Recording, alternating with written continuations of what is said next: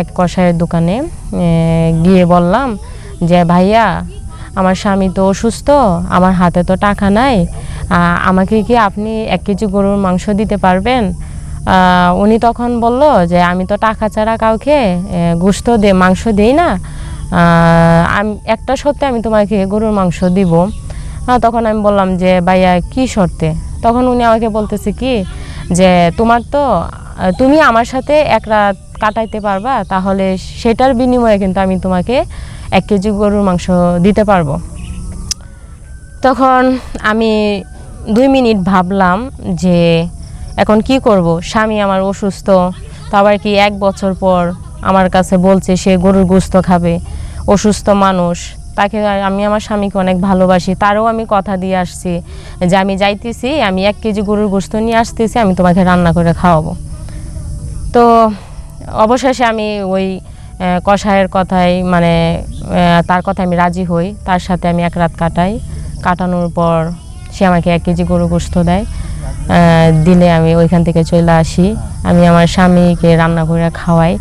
তো মূলত আমি এই গল্পে আমি এটাই বোঝাইতে চাইছি যে আমি আমার স্বামীকে এতটাই ভালোবাসি যে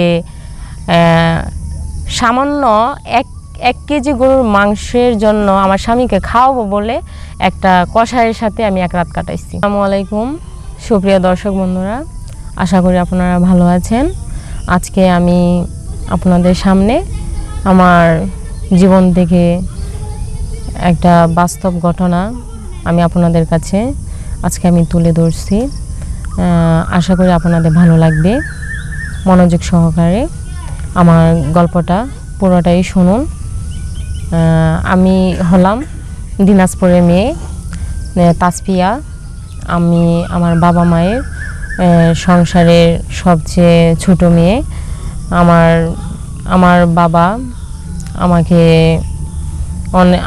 মা আমাকে অনেক ভালোবাসতো। তারা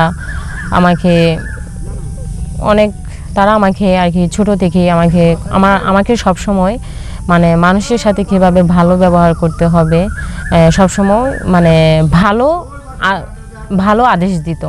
উপদেশ দিত যে তুমি কখনো মানুষের সাথে খারাপ ব্যবহার করবে না।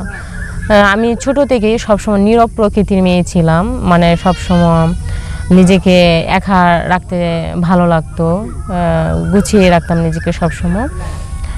মূলত হয়েছে কি আমার কোনো বান্ধবী ছিল না।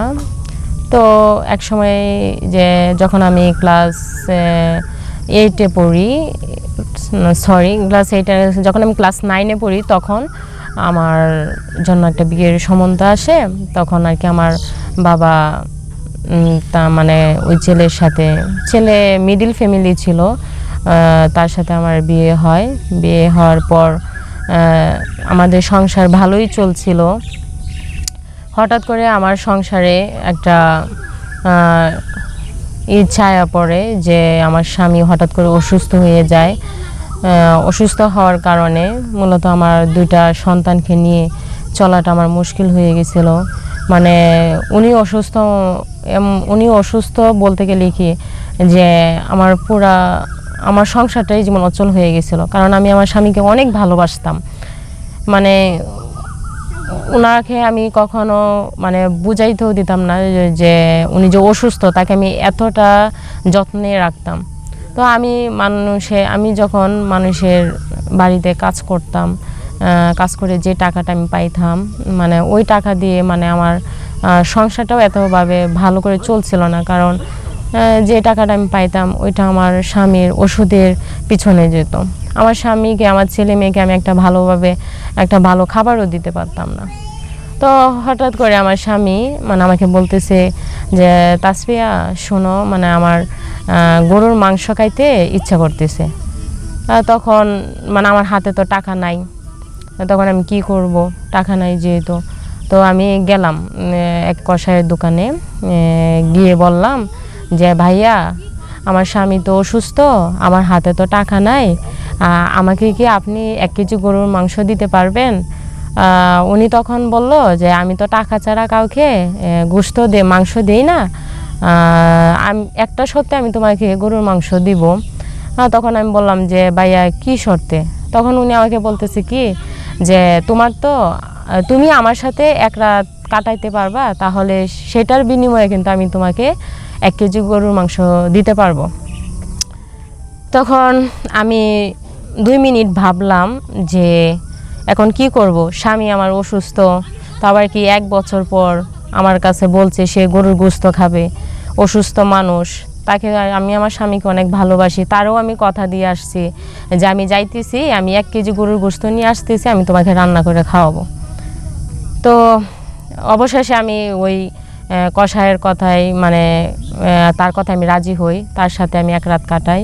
কাটানোর পর সে আমাকে 1 কেজি গরুর গোশত দেয়, দিলে আমি ওইখান থেকে চলে আসি, আমি আমার স্বামীকে রান্না করে খাওয়াই। তো মূলত আমি এই গল্পে আমি এটাই বোঝাইতে চাইছি যে আমি আমার স্বামীকে এতটাই ভালোবাসি যে সামান্য এক কেজি গরুর মাংসের জন্য আমার স্বামীকে খাওয়াবো বলে একটা কসাইয়ের সাথে আমি 1 রাত কাটাইছি। এটাই আমার গল্প। আসসালামু আলাইকুম।